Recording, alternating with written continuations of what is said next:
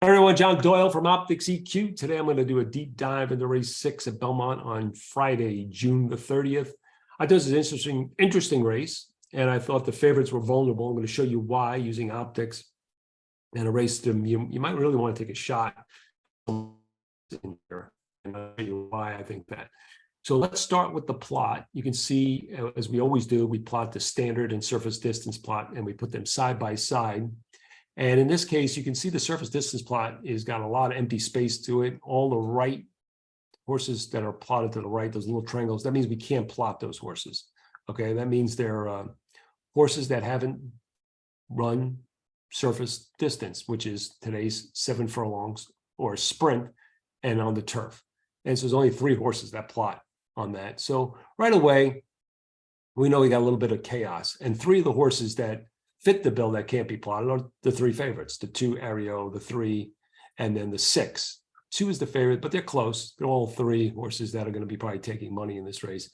And I'm going to show you why we're against them. So the first thing is obvious. Hey, you know, they haven't done it yet, so we don't know how good they are. The second is that we look at the 2, and that's the favorite in this race. We're going to start with that one. Let me get my pen here. I'm going to show you this horse plots all the way down here in quadrant 3. Again, when you look at the plot, you kind of segment, you look at the x-axis, you say horses that are going to be forwardly placed are the horses all the way to the furthermost left. So the 5, 9, 1, and 2. Well, I'm not going to worry about the 9 here because he's main track only, and we're going to assume this race goes on the turf, and that's how we're betting this, and that's how we're analyzing this race.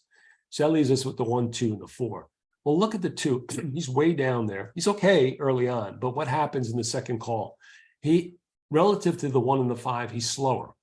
So what he's going to have to do is he's going to be under pressure to keep up, and it makes him very vulnerable. So this is a favorite, okay, that's never sprinted on the turf, who's going to be disadvantaged based on the plot to the second call. So let's look at the horse on the grid. Let me just clear out. So we go to the grid. Let's just filter on that too. Okay. First thing you want to notice about this horse is that he's never run on in any kind of sprint, which is unusual. I mean, usually horses maybe even start their career sprinting, you know, and then kind of build up to a route. This horse didn't do that. I mean, right from the get-go. That tells me is that they never thought this horse was anything other than a router. And this horse ran very well in the beginning of his career, right? Ran very well in his first 4 races. And then the wheels came off, right? He had this big layoff after the Belmont race, Belmont Aqueduct race. It just kind of didn't recover, right? It hasn't really recovered. Had another big layoff and showed up at Monmouth, got a lesser track, lesser race, and showed no finish. You see that red keyword here. Now, the horse finished 4th, but he just tanked. And that was in a rout. Okay, again, he's never sprinted. Come back, kind of improved his speed figure, but he had an easy lead in this race and couldn't hold it, again, going along. So now what they're going to do is say, well, this horse is not sticking, so we're going to shorten him up. That's good, right? No, because you could see by the plot, he's going to have a problem early on keeping up. He's going from a sprint, from a route to a sprint, was a completely different early pace dynamic. And this is a horse that likes to be forwardly placed. So I think this horse is very, very vulnerable, and a horse I want to be playing against, especially at a short price, but of course I want to play against anyway. So that's the 2. That's the first of the 3 favorites in this race, and that's a horse that we want to stand against. Okay, so let's go to the next one. Let me just clear out the drawings here. Let's go look at the 3. Okay, so the 3 has like 2 outlier races that he's kind of run good in, the 90 at Keeneland and then the 85 at Belmont, both routes. Another horse that's never sprinted, hasn't shown much speed, especially in the last kind of 3 races. And especially the last race, showed no speed, showed nothing, absolutely nothing. Now, it is getting a little bit of class relief, but it's hard to play a horse off that last race. I think the 2 big races that he has is kind of buoying his plot, but it is a horse that I just don't trust, don't like, and just can't play him off that last race, even though he gets Franco back, he's done well for. He's the kind of horse I want to kind of take a stand against too in a race like this, where it's just, it's just wide open, it's chaotic. And then the 6 is the other horse that's probably going to take some money. Plots very well on standard, big square, and all the rest. But this race, you remember, looking at the contention and speed rating looked pretty low in this race. And this horse's recent form is not great either. It's getting a little bit of a drop too. But his last race, again, dull. Another horse running long that shows no speed. And this is a sprint race, so you can expect them to be far back, and that could be bad in this race.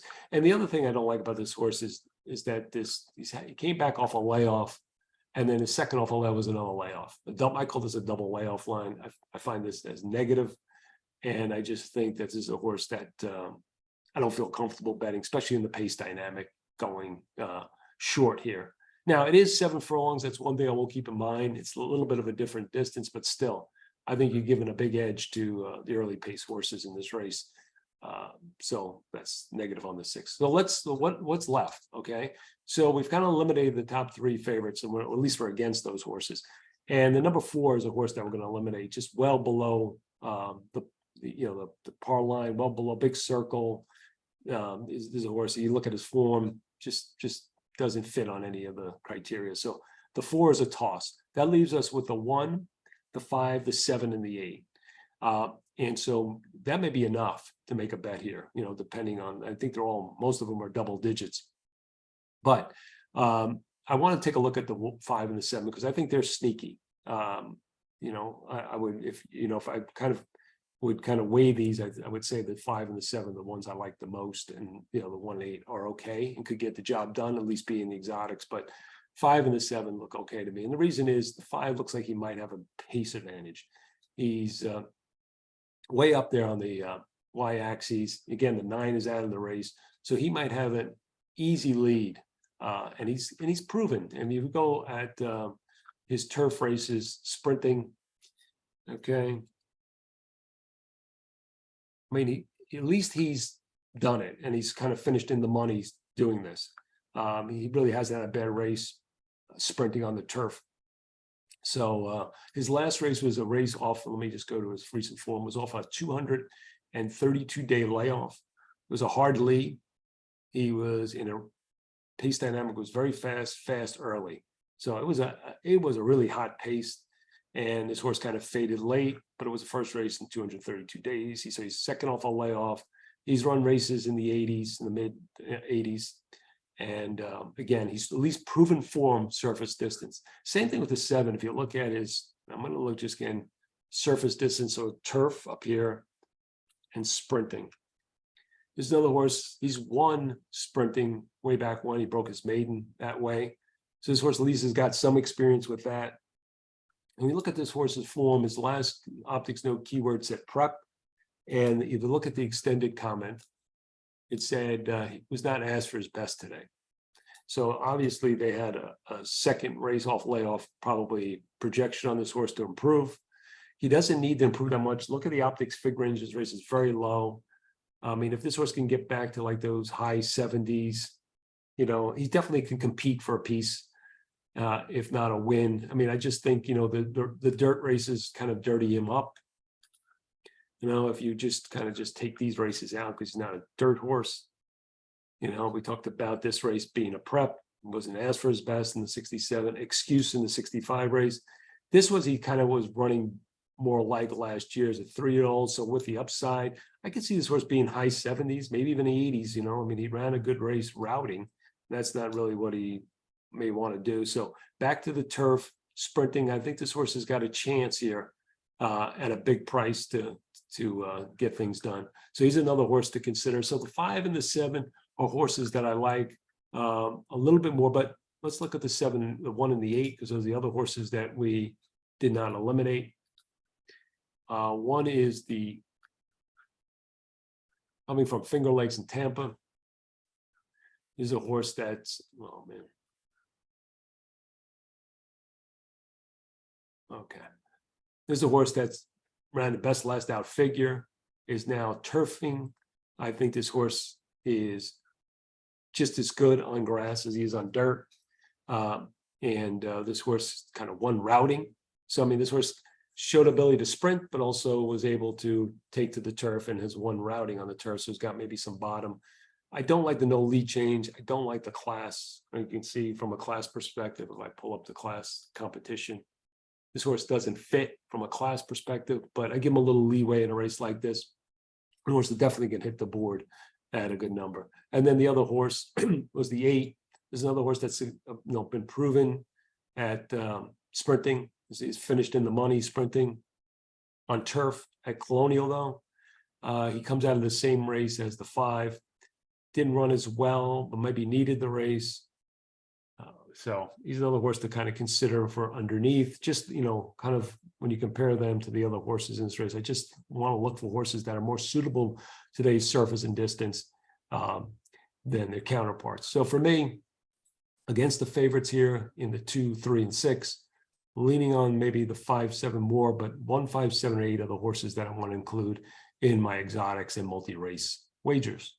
This is John Doe from Optics EQ. Thanks for listening. Thanks for supporting us at Optics EQ and also at opticseq.com. Check us out on all our other YouTube videos on channel Optics EQ Stream. Thanks a lot.